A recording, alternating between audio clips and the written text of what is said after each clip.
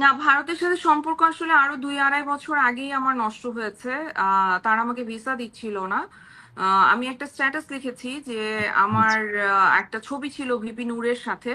তো নূরের সাথে ছবিটা নিয়ে তারা অনেক কনসার্ন ছিল, এবং আমি যাদেরকে দিয়ে লবিং করিয়েছি তারা আমাকে বলেছে যে আমাদের এখানের একজন অ্যাক্ট্রেস আমার আহ, আমার নামে গিয়ে বিচিং করেছে। So hmm. দ্যাটস ওয়াই, মানে তারা আমাকে ভিসাটা দিচ্ছে না। না, আমি পরিমণির সময়ও প্রোটেস্ট করেছি, আমি এই সময় প্রোটেস্ট করেছি। এখন নুসরাত ফারিয়ার ক্ষেত্রে যেটা হয়েছে সেটা হচ্ছে যে এই সরকার আমলে আমরা তো এটা এক্সপেক্ট করি না। আমরা বিগত সরকারে এই ধরনের জিনিস এক্সপেক্ট করতাম। আমাদের এক্সপেকটেশন ছিল যে এরকম হবে আসলে, কারণ অন্যায় হবে, অবিচার হবে, এবং সেটা আমাদেরকে মেনে নিতে হবে। কিন্তু এই সরকার তো আমরা আসলে মানে গণ অভ্যুত্থানের পরে এই সরকার যখন গঠন হয়েছে তখন নিশ্চয়ই আমরা এটা ভেবে গঠন মানে করা হয় নাই যে আচ্ছা এই সরকার আমলেও আসলে এই ধরনের অন্যায় বা এই নিপীড়ন আমাদের বিকজ যেহেতু তাদের উম, মানে নেত্রী, তারা যাকে নেত্রী মনে করে, তারা যাকে অন্ধভাবে ফলো করে, সে ভাবছেন না যে সে কোনো অন্যায় করেছেন। তো তাদের, তার যে ফলোয়ার যারা আছে, দলকানা যারা আছে, তারা ডেফিনেটলি ওইটাই ভাববেন, এটাই স্বাভাবিক। আচ্ছা,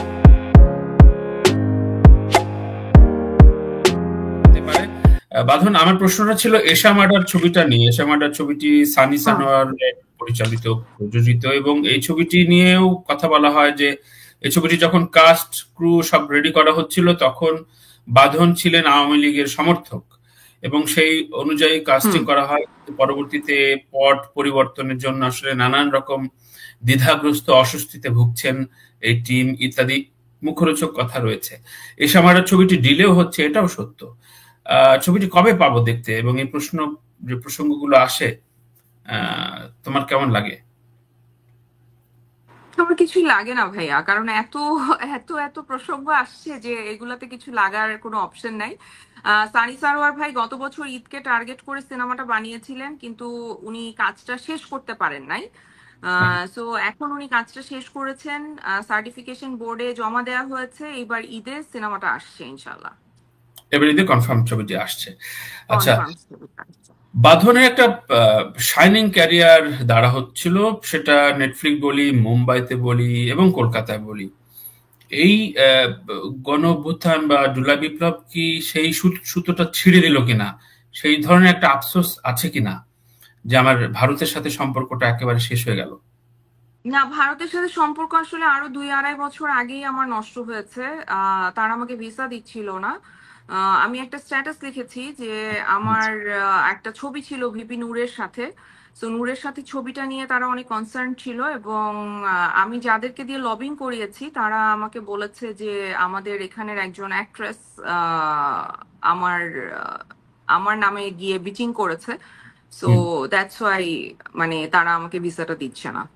কিন্তু ২-২.৫ বছরের ভেতর সম্পর্ক বিচ্ছিন্ন হলে তো এর ভিতরে তো তুমি কাজ করেছো কাজ কলকাতা তো প্রোডাকশনে। করিনি। খুফিয়া, না না না না, খুফিয়া করেছি। খুফিয়ার পর থেকে, আমি খুফিয়ার শুট ও, শেষ খুবের করে পর যখন থেকে এসেছি পরে। তারপর থেকে আমাকে ভিসা দিচ্ছে না। ইভেন আমি প্রিমিয়ারে যেতে পারি নাই। আমি জুরি হয়েছিলাম বেঙ্গালুরু ফিল্ম ফেস্টিভ্যালে, সেখানে যেতে পারি নাই। আচ্ছা, আচ্ছা, আচ্ছা। কিন্তু সেটা সেটা তো বোধহয় বিগত সরকারের আমলেই। হ্যাঁ হ্যাঁ, তখনই দিচ্ছিল না, আমার ভিপি রাইট। নূরের সাথে ছবির জন্য দিচ্ছিল না। আচ্ছা, আচ্ছা, আচ্ছা।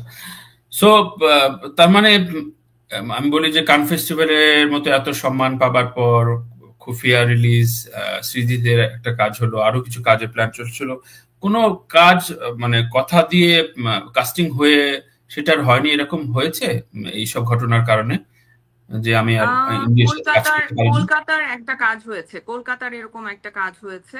তো ওইটা আমি করতে পারিনি বিকজ অফ আমার ভিসা হয়নি, এবং আমাকে 1 মাসের ভিসা দিয়েছিল, ওইটাতে আসলে ওই কাজটা করা যেত না। 1 মাসের একটা সিঙ্গেল এন্ট্রি ভিসা দিয়েছিল লবিং করার পর।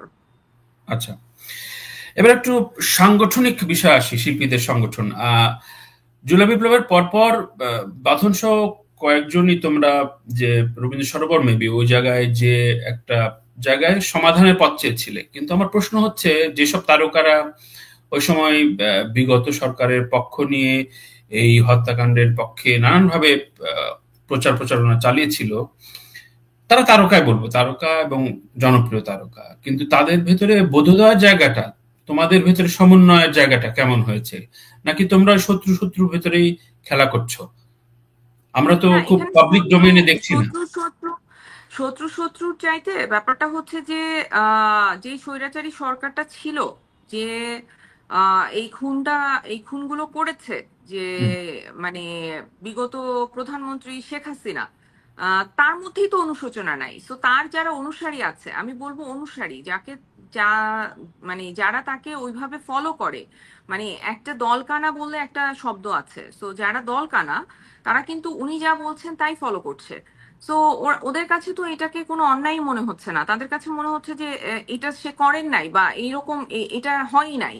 সো সেখানে তো আপনার আমার বা আমাদের শত্রু শত্রু খেলার কিছু নাই, এটা তো তারা ভাবছেনই না যে এরকম কোনো ঘটনা ঘটেছে। তার মানে সরি ফিলিং বা সেই জায়গাটাই তোমরা নেই আর কি, মানে যারা এই না, তোমাদের। বিকজ যেহেতু তাদের উম, মানে নেত্রী, তারা যাকে নেত্রী মনে করে, তারা যাকে অন্ধভাবে ফলো করে, সে ভাবছেন না যে সে কোনো অন্যায় করেছেন। তো তার যে ফলোয়ার যারা আছে, দলকানা যারা আছে, তারা ডেফিনেটলি ওইটাই ভাববেন, এটাই স্বাভাবিক। আচ্ছা আচ্ছা, তাহলে মুভিং ফরওয়ার্ডের কথা, যেমন কিছুদিন আগে পরিমণি আমার সাথে বললেন যে আমি বিগত সরকার আমলে যতটা নির্যাতিত হয়েছি, কেউ তো আমার পাশে তেমন কেউই দাঁড়ায়নি, তাহলে আপনারা হঠাৎ করে নুসরাত ফারিয়া বা অমুক তমুককে নিয়ে কান্দেন কেন? ইভেন যারা এই আরফিন শুভর কথা বলছে, আরো অনেকের কথা বলছে, এগুলো দেখলে তো আমার রাগ লাগে। আমার রাগ লাগাটা তো খুব রাইট আছে, কারণ আমি নির্যাতিত এর আগে, এবং এখনো আমার হেয়ারিং এ যেতে হয়। তার মানে এটা কি ম্যানিপুলেট হয়, মানে পার্সন টু পার্সন, যে তোমার জন্য একটু বেশি মব শুনতে হবে, অমুকের জন্য একটু কম, না, কারোর আমি জন্য একটু আমি থাকবে না? পরিমণির সময়ও আমি প্রোটেস্ট করেছি, না, আমি বলেছি এটা পার্সোনালি অন্যায় না, আমি হয়েছে। সে ওভার ইন জেনারেল বলেছি যে অনেকেই থাকে নিচে। না, আমি পরিমণির সময়ও প্রোটেস্ট করেছি, আমি এই সময় প্রোটেস্ট করেছি। এখন নুসরাত ফারিয়ার ক্ষেত্রে যেটা হয়েছে সেটা হচ্ছে যে এই সরকার আমলে আমরা তো এটা এক্সপেক্ট করি না। আমরা বিগত সরকারে এই ধরনের জিনিস এক্সপেক্ট করতাম, আমাদের এক্সপেকটেশন ছিল যে এরকম হবে আসলে, কারণ অন্যায় হবে, অবিচার হবে, এবং সেটা আমাদেরকে মেনে নিতে হবে। কিন্তু এই সরকার তো আমরা আসলে মানে গণ অভ্যুত্থানের পরে এই সরকার যখন গঠন হয়েছে, তখন নিশ্চয়ই আমরা এটা ভেবে গঠন মানে করা হয় নাই যে আচ্ছা এই সরকার আমলেও আসলে এই ধরনের অন্যায় বা নিপীড়ন হবে। তো যখন আমার কাছে মনে হয়েছে নুসরাত ফারিয়ার ক্ষেত্রে মিডিয়ার মানুষের চাইতে মিডিয়ার বাইরের মানুষ বেশি সোচ্চার ছিল। মিডিয়াতে খুবই হাতে গোনা কয়েকজন সোচ্চার ছিল, আপনি যদি খেয়াল করে থাকেন। কারণ তারা তখনও কনফিউশনে ছিল যে আসলে তার পক্ষে দাঁড়াবে নাকি দাঁড়াবে না। কারণ আমাদের আমাদের যেটা হয়েছে, শিল্পী হিসেবে আপনাকে কিন্তু আপনার একটা আইডেন্টিটি তৈরি করতে হবে। আপনি কারো লেজুর বৃত্তি করে, কারো দাসত্ব গ্রহণ করে আপনি কিন্তু একজন শিল্পী হতে পারবেন না। তো আমরা তো আসলে দাসত্ব গ্রহণ করি, আমরা তো ধরেন কোনো একজন মানে নেত্রীকে বা একজন গুরুকে ধরে বসে আছি, তো সে যা বলছে আমরা তাই বিশ্বাস করছি, আমরা কোনো প্রশ্ন করছি না। তো ওই জায়গা থেকে আমার কাছে মনে হয় যে নুসরাত ফারিয়ার ক্ষেত্রে যেটা হয়েছে যে জনতা, সাধারণ জনগণও আসলে ক্ষিপ্ত হয়ে গেছে যে আমরা তো এই সরকার থেকে এটা এক্সপেক্ট করি না। আমরা বিগত সরকারে আমরা জানতাম যে গুম হবে, খুন হবে, মানে বিনা বিচারে আপনার জেল হবে। সো এগুলো নর্মাল ছিল আমাদের কাছে, কিন্তু এই সরকার থেকে তো আমরা এটা এক্সপেক্ট করি না। সো এই সরকার আমলে যদি সেম ঘটনা ঘটে, ডেফিনেটলি মানুষ আরো বেশি ক্ষিপ্ত হবে। আপনি মিডিয়ার মানুষ যদি দেখে থাকেন, আমার মনে হয় না যে খুব বেশি, হাতে গোনা 2-4 জন না, খুবই কম, প্রতিবাদ খুবই কম, করেছে। খুবই কম। এবার আরো একটু বিষয় ক্লারিফাই করি। তোমার এসব কন্ট্রোভার্সিয়াল নিউজের ভিতরে একটা ছবি বারবার সবাই পোস্ট করছে বা সেটাকে নিয়ে কমেন্ট করছে, সেটা হচ্ছে বিগত মেবি জাতীয় চলচ্চিত্র পুরস্কার অনুষ্ঠানে বিগত সরকারের প্রধানমন্ত্রী তোমার দিকে তাকিয়ে হাসছে, এবং তুমি লিখেছো যে খুবই হাম্বল একজন নারীর সাথে দেখা করলাম, অমুক তমুক, এগুলো নিয়ে। তো এই হ্যাঁ, এই যে ডেফিনেটলি। না, বিষয়টা মকারি করে লিখছে যে ঠিক আছে, এখন আবার 2 দিনের চেহারা পাল্টায় গেল কেন? আবার ধরো একই সাথে মোস্তফা সরোয়ার ফারুকী এখনকার সময়ের সাংস্কৃতিক উপদেষ্টা, তার স্ত্রী সহ তাদের সাথে ছবি, এগুলো নিয়ে বলা হচ্ছে। এগুলোর কি আসলে এখন কোনো ক্লারিফিকেশন প্রয়োজন কিনা, জরুরি কিনা? কারণ এগুলো নিয়ে যে কথা উঠছে বা অনেকে কথা তুলছে, আমি একটু না, তোমার বক্তব্য শুনতে অনেকের কথা ক্লারিফিকেশন দেওয়ার আমি বাধ্য না। মানে আমি ওদেরকে গণায়ও ধরছি না। আর ফারুকি ভাইয়ের ব্যাপারটা নিয়েও আমি কোনো মন্তব্য করতে চাচ্ছি না, বাট আমি আমার জায়গাটা স্পষ্ট করতে চাই। উম, শেখ হাসিনা কিন্তু আমার কাছে আসলে খুবই ইন্সপায়ারিং একটা ক্যারেক্টার ছিল। মানে সে, তার যে লাইফের জার্নি সেটা আমাকে অনেকভাবে অনেক জায়গায় ইন্সপায়ার করেছে। এবং যেই দিনের ঘটনা, যেই ছবিটার নিচে এই মন্তব্যগুলো আসছে, সেই দিনে আমাদের জাতীয় চলচ্চিত্র পুরস্কারের জন্য আমরা গিয়েছিলাম এবং আমাদের ফটো সেশন ছিল। তো রুটিন ওইখানে রুটিন ব্যাপারটা প্রসেস। এরকম, হ্যাঁ ফটো সেশন ছিল, গ্রুপ ফটো সেশন। তো উনি উনি বাচ্চা দুইটা মেয়েকে ওনার পাশে এসে দাঁড়াতে বলেছেন। তো তখন আমি পেছন থেকে বলেছিলাম যে আপনি, ওদের তো আরো সুযোগ আছে জাতীয় চলচ্চিত্র পুরস্কার পাওয়ার, বাট আমার আর সুযোগ নাই, আমার এইটাই প্রথম এবং শেষ সুযোগ। তো আমিও সামনে এসে দাঁড়াতে চাই। তো তখন উনি হেসে ফেলছেন, বলছেন হ্যাঁ হ্যাঁ আসো আসো।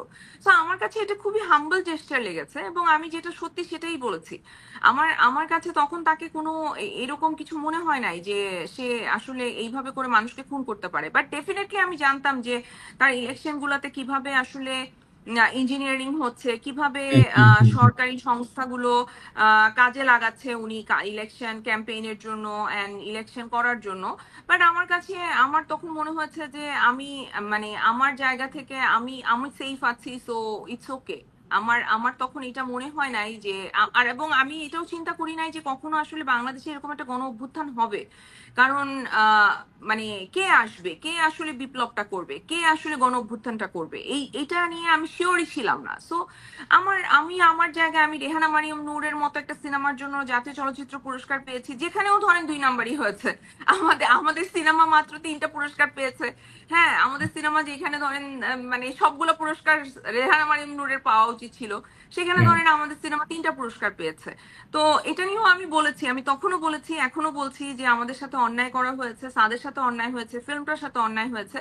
কিন্তু আমি পেয়েছি আমার আমার পুরস্কারটা একান্তই আমার যোগ্যতায় পাওয়া পুরস্কার। রেহানা মারিয়াম হ্যাঁ, এটা নূরের এটা জন্য এটা আমি যদি আমি আমাকে, নিজেও বলতে পারি, ইউ ডিজার্ভ। হ্যাঁ আমাকে যদি রেহানা মারিয়াম নূরের জন্য জাতীয় চলচ্চিত্র পুরস্কার না দেওয়া হতো, তাহলে আমি বলবো যে আমাদের দেশ সেখানে ব্যর্থ হতো, আর কিছু না।